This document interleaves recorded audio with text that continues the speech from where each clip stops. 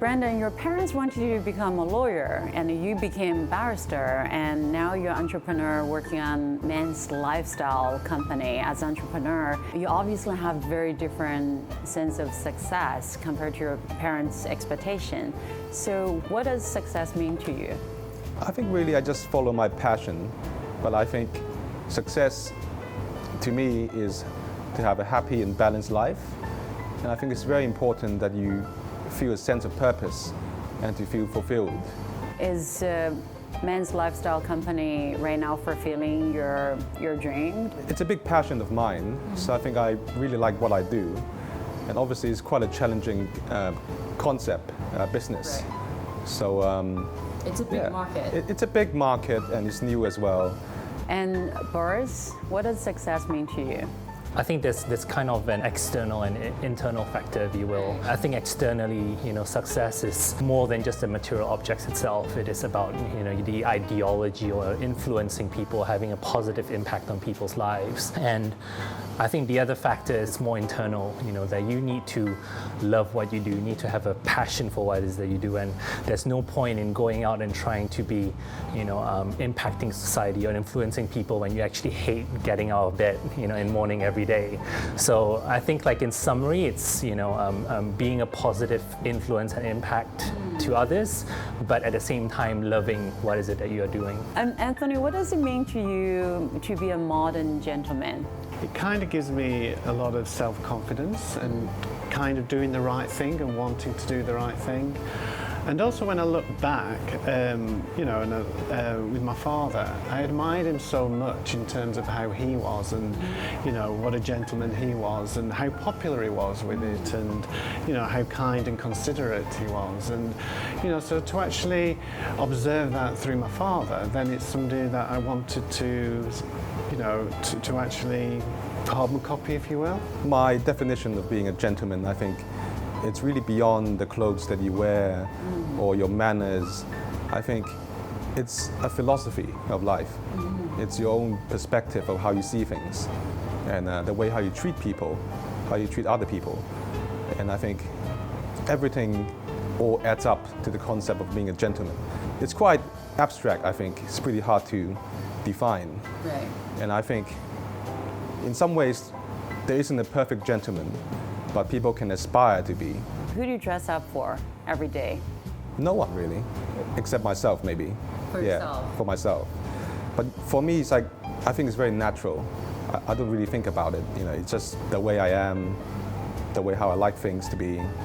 So for me, it's very natural. I don't really think about whether I dress up for other people or for work. Just be. Just be myself, really. It's more philosophy rather than what is it that you try to be or what you want to be. I think one of the quotes that I came across before, which I think really sticks with me, is it says the difference between a man and a gentleman is that the man takes every necessary step, but that a gentleman takes the extra step. If you think about the traditional concept of a gentleman, people will think, oh, the person who opens the doors for the ladies, or the person who's always very well demeaned or very well dressed, very well spoken. Actually, if you think about it, all of those things are scenarios that we encounter every day. You meet people along the corridors of your work, you get up from bed in the morning to dress yourself up, but it's just more about taking that extra step. Am I going to take that extra step to make sure that I dress well, that I speak well, that I treat people with respect? So I think that is kind of the essence of what a gentleman is. Who inspires you? Of course, it must be James Bond, right? 007. I can tell. You're probably the fittest looking lawyer I know. So what's your secret? Two things. One is probably a sense of self-awareness, of knowing what is it that you need or what you want in life and trying to achieve those goals. And I think secondly, in terms of fitness, I do try to make sure that I keep to a relatively strict fitness regime. I think I'm someone who gets kind of, in a way, I'm quite addicted to the endorphin high, if you will, after you get a workout done. So it's something that I try to keep in my daily routine as much as possible. Being a very stylish and thoughtful modern gentleman, there's a term I keep hearing, and I always want to ask, male friends, and today I have the opportunity to ask you, The word is mojo. When you're doing exercise, when you're running, when you're achieving your goals in career, what does this word mojo mean to you? For me, it really is that true feel-good factor in terms of who you are, what you're doing, how you're doing it. And So for sure. yeah. That magic ingredient, I think, that adds that little swagger in your step, or that makes you, that, like what Anthony said, that makes you really feel good and feel confident about yourself. Mojo to me is an element of self-confidence, but not arrogance, where you are able to reach that state where you feel very confident and comfortable with yourself, and you don't really need to care or put that much emphasis on what other people or the rest of the world think of you. You don't need to impress Exactly. anyone. This is your life. You live your own life. Don't let other people dictate how you live your life. In a way, mojo is kind of people couple it with attractiveness, and I think that I find the most attractive people are the ones who usually have that quiet self-confidence in themselves. Brandon, you mentioned you have 2 boys, and you have a company to look after, you have a family to look after, and you do charity work. So are you balancing your work and life? I think work has definitely taken up quite a lot of time, but I do really try my best to spend as much time with my family as possible. So I usually try to get home a bit early and maybe read to my kids and have dinner with them. And so when they go to bed, I can have some time to work as well. And weekends, I would definitely try my best not to have any social engagement or even any work engagement. So just try to spend as much time as possible with them. But having a full-time job and helping charity and have kids is not easy. No, but I think the people that I mix with, both in work and socially, they're kind of like very positive people, like Right. can-do people. Right. And that then just has a rippling effect in terms of how you approach things. And you get energized. Exactly. So, yes, it's a busy life, and yes, sometimes it's pretty stressful, but I think being connected to positive people just Right. actually really works. How do you switch all these different roles, in your life and balance yourself?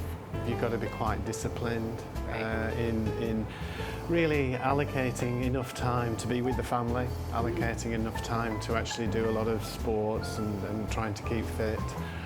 But work can take over, so therefore I just think you've got to be Yes. quite disciplined with that. I think in the middle of that, I try to punctuate it with breaks, or I try to get my workout down, let's say during lunchtime, or if there is a slightly quieter spell, I try to do something that's outside of just my day job, or with it be it other types of pro bono work as well, for example. All 3 of you doing so much in your life, it must be stressful sometimes.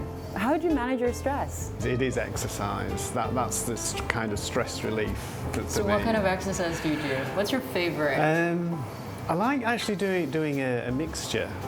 So some of it I really like in terms of team sport. Right. So dragon boating, things like that, where you've actually got to be in there as a team player and everything working in sync.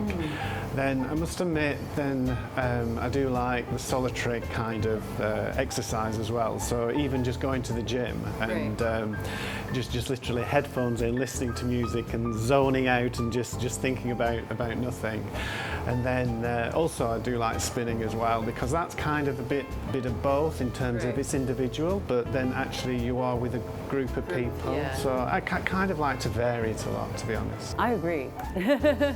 And what about you two? Do you manage your stress through exercise? There's definitely that factor. I think I mentioned previously that I think I'm slightly addicted to that feeling of that endorphin high you get after you work out, and that definitely is, that definitely is one of the most effective ways of just removing your stress, and you will feel so much better throughout the rest of the day. We always tend to kind of overplay or overthink the situation, or we as humans, we tend to exaggerate the situation, and that puts a lot of stress on ourselves internally. And so I think one thing that I try to do is I try to force myself to do the reverse of that. So I will try to make sure that I try to downplay the situation and tell myself that it's not as bad as it seems. And actually, most of the times in reality, it is not as bad as it seems. So your secret is reframe your thoughts. Yeah. To see the world around you differently. Exactly.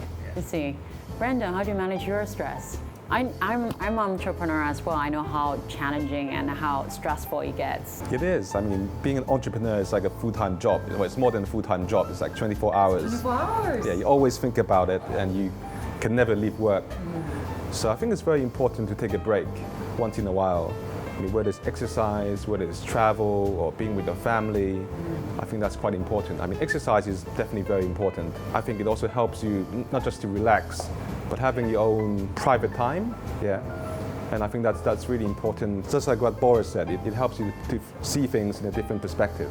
But how you look still matter, right? It matters very much. If it doesn't, I think Brendan needs to go back to become barrister. So, it sounds like you have already, had a very fulfilling challenge, very fulfilling journey in your life. Among the way, you probably have faced some really big challenges, right? What is the biggest challenge you have overcome?